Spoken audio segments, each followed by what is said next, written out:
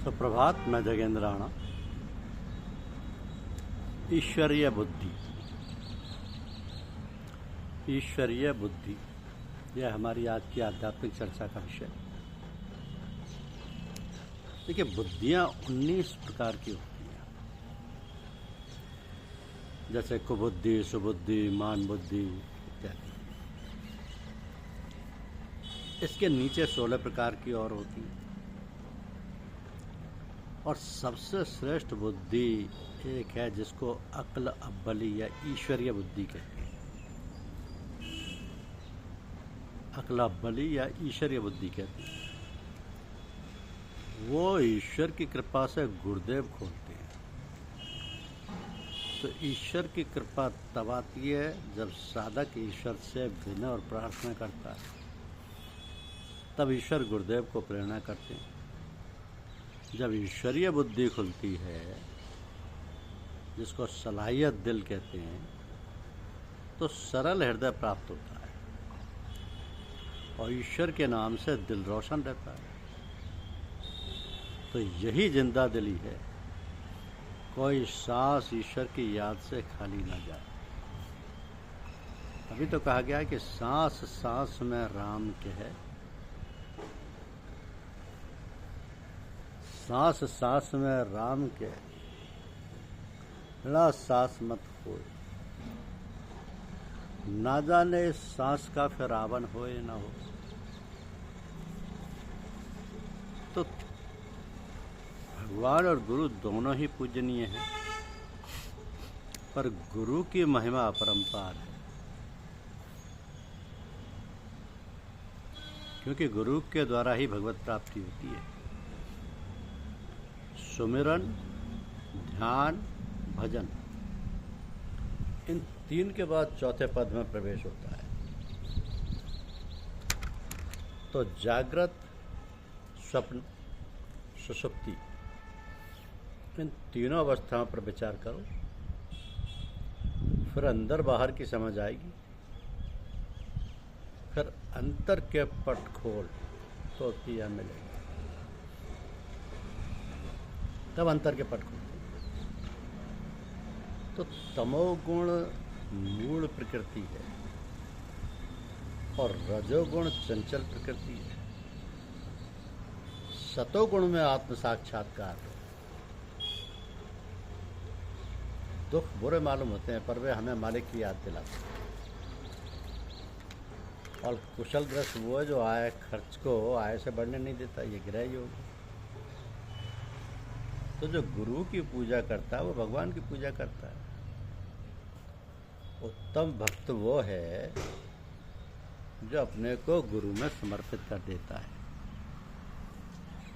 जो अपने गुरु में पूर्ण विश्वास रखता है, वो मनोवांछित फल पाता है। यानी जो इच्छाओं से रहित है वही शहंशाह है, वह अभागा है। जैसे गुरु के चरण कमल प्राप्त होने पर भी वैकुंठ की इच्छा है। अरे परमात्मा के पास जाने के पहले उन्हें प्रसन्न कर लो, और दुनिया को छोड़ने के पहले उसे छोड़ दो। गाढ़े पसीने की कमाई से ही भजन में प्रवेश मिलता है। मृत्यु में संदेह नहीं, पर कब, कहाँ, कैसे होगी, इसमें संदेह है। तो हमारा मन भगवान का मंदिर है, इसमें और किसी को स्थान ही नहीं है। जिस हृदय में गुरु गोविंद एवं सद्विचार रहते हैं, उसी में सुख शांति एवं आनंद रहता है। मरने के बाद तो मोक्ष की कल्पना झूठी है, जीते जी मोक्ष प्राप्त करो। भगवान और हमारे बीच अहंकार ही एक मायावी पड़ता है, जिसे हटा देने से भगवान के दर्शन हो जाते हैं। अहंकार ही एक मायावी पर्दा है। शरीर की तुलना में मन बहुत ही नन्हा सा है, पर सर्वव्यापक भगवान इसी मन में समा सकते हैं। केवल मन की पवित्रता चाहिए। तो भगवान हमारे ज्ञान को नहीं देखते, हमारे विचारों एवं कर्मों को देखते हैं। ज्ञान तो भगवान का ही दिया हुआ है, उसको क्या देखना। लेकिन हम सोच क्या रहे हैं, हमारे कर्म कैसे हैं, हम कर किसके लिए कर रहे हैं, क्यों कर रहे हैं, उससे किसका फायदा हो रहा है, ये देखने की चीज़ है।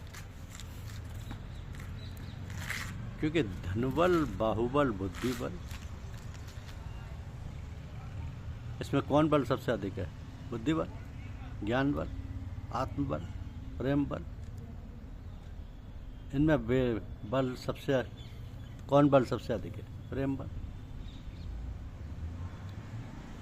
तो जब धनबल, बाहुबल, बुद्धिबल में बुद्धिबल सबसे अधिक है और ज्ञान बल, आत्मबल, प्रेम बल में प्रेम बल सबसे अधिक है, तो ईश्वर को तो प्रेम चाहिए, भगवान को तो प्रेम चाहिए। आप जो कर्म करते हैं उसमें नेकी के कर्म कीजिए और नेकी के कर्म को करके दरिया में डाल दीजिए, क्योंकि दान ऐसा हो कि कोई जान भी ना पाए। ज्ञान, भक्ति और प्रेम की कोई पुस्तक खूब समझकर पढ़ें, लेकिन जो पढ़ा जाए उस पर अमल किया जाए। पढ़ने का कोई जब तक अर्थ नहीं है जब तक उस पर अमल ना हो, क्योंकि मरने के लिए नहीं जीना चाहिए, तो जीने के लिए मरना चाहिए। जो सदा भगवान से डरता है वो और किसी से नहीं डरता, बल्कि उसी से सब डरते हैं। जो भगवान से और गुरु से प्रेम करता है उससे सब भले आदमी प्रेम करते हैं। तो जो भगवान और गुरु को याद करता है उसे सब भले व्यक्ति याद करते हैं। सादगी से रहो, सादा स्वभाव रहे, सादी बातें करो, सब भले आदमी खुश रहेंगे। सच्चा सुख संतोष में ही है। धन चला गया कोई हर्ज नहीं, स्वास्थ्य चला गया, मानो बहुत कुछ चला गया, लेकिन यदि शील या चरित्र चला गया तो सब कुछ चला गया। हम केवल सुखी जीवन व्यतीत करने के लिए नहीं पैदा किए गए, वरन इस प्रकार जीने के लिए पैदा हुए हैं कि बारंबार जन्मना मरना ना पड़े। नर शरीर सुर को भी दुर्लभ है, तो सत्संग के बढ़कर कोई दूसरा आनंद नहीं है। जान लो, सरकार की आंखों में तुम हो और सरकार तुम्हारी आंखों में। तो ये जो सरकार है वही तो सतगुरु हैं। तुम उनकी आंखों में हो, यानी कि उनकी हर वक्त नज़र तुम पर है, उनकी नज़र से कुछ छुपा हुआ नहीं। वो इसलिए कि सरकार तुम्हारी आंखों में, तुम उन्हें प्रेम करते हो, तुम उनको समर्पित हो, तुमने उनको माना है, तुम्हारी पूरी श्रद्धा है। तो हृदय भगवान या गुरु का निवास स्थान है। वही वे कैसे मूड हैं जो इसमें बुरे विचारों को स्थान देते हैं। जहाँ गुरु का या भगवान का निवास स्थान हो वहाँ बुरे विचारों को स्थान क्यों दिया जाए, कैसे दिया जाए? प्रेम उसी से करो जो तुमसे प्रेम करता है। जरा विचार करके देखो तो सही कि भगवान या गुरु के सिवाय दूसरा कौन प्रेम करता है। हम उस परमात्मा को भूलकर भी याद नहीं करते, पर वो सदा हमारी खबर रखता है, वो हर वक्त हमारी खबर रखता है, क्योंकि वो तो सबका पिता या परम पिता है। प्रेम नगर में बड़े छोटे सब साथ रहते हैं। तो प्रेम ही ईश्वर है और ईश्वर ही प्रेम है,